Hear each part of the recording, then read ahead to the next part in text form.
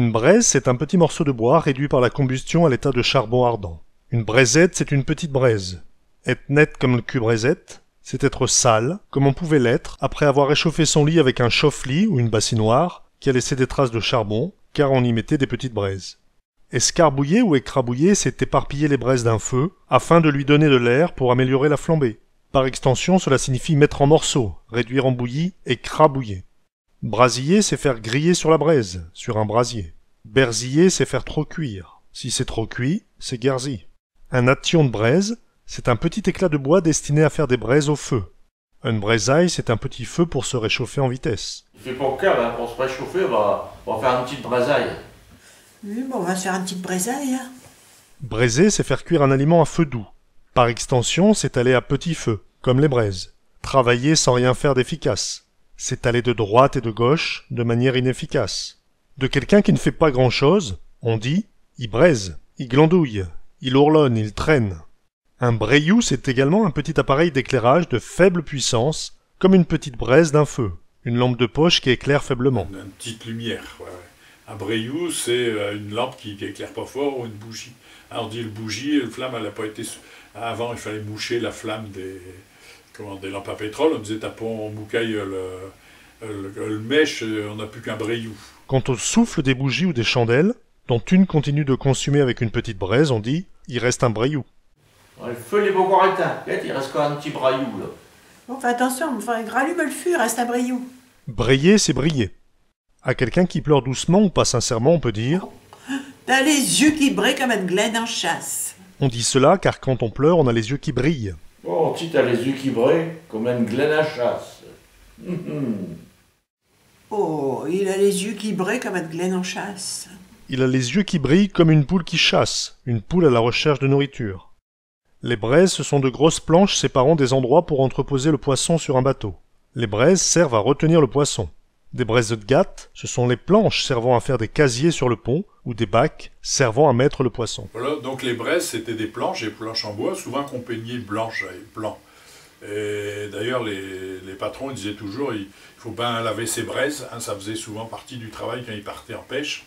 Hein, le temps qu'on fait la route, ils lavaient les braises, hein, pour qu'elles soient bien nettes, et ça servait à glisser dans des cornières qui étaient prévues sur le pont, justement, pour aménager des emplacements pour mettre le poisson, hein, qu'on peut appeler des gattes d'ailleurs, hein, c'était ça. Hein. Et les braises, là, on en met une, deux, trois en fonction du volume de poisson qu'on a. Hein, donc, quelquefois, on disait un bateau, ce bateau, il est rentré, il a plein Saint-Pont, il a volé les braises au ras du plat-bord.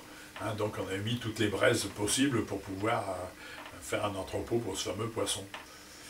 À bord d'un bateau, des braises, c'est des planches, hein, qu'on installe à des endroits prévus, hein, pour pouvoir faire des caissons, en fin de compte, des grands espaces où on entrepose le poisson.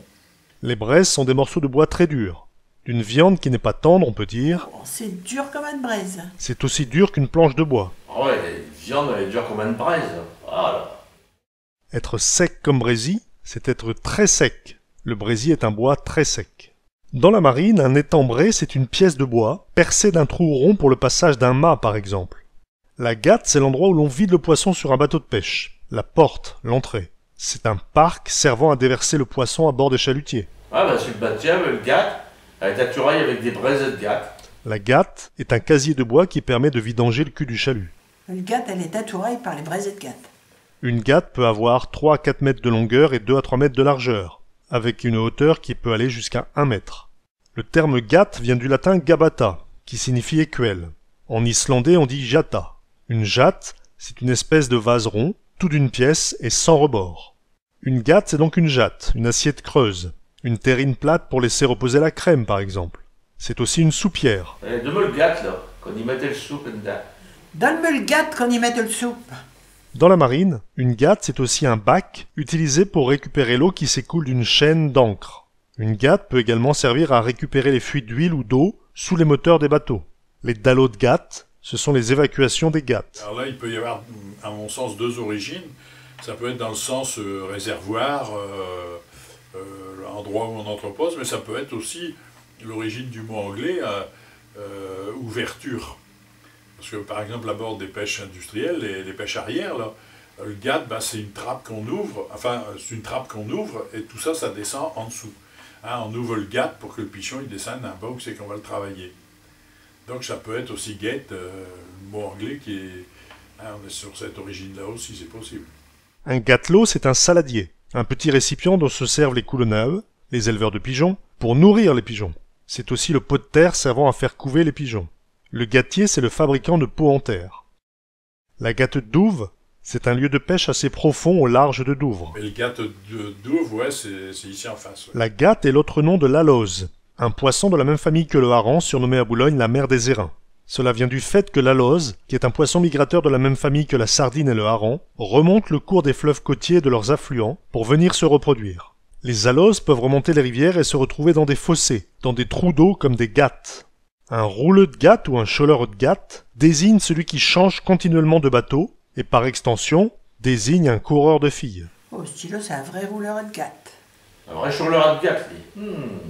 Ouais, un choleur de gâte, mais bon, ça a certainement une utilisation plus large, hein, même au-delà des bateaux, quoi.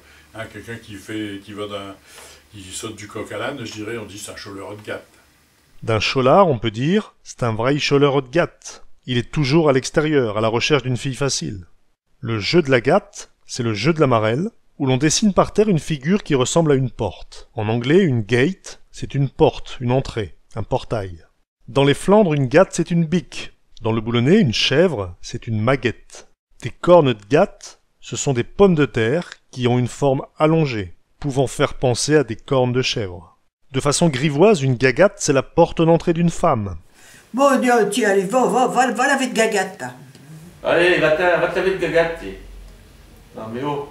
Va te faire voir ailleurs. Bon nez, bonne gâte. Ce proverbe nous dit que les femmes qui ont un grand nez sont censées avoir la fesse accueillante. Ah, elle se gâte rouge comme elle crête d'un coup. Allez, va, viens. Va te laver de gagate.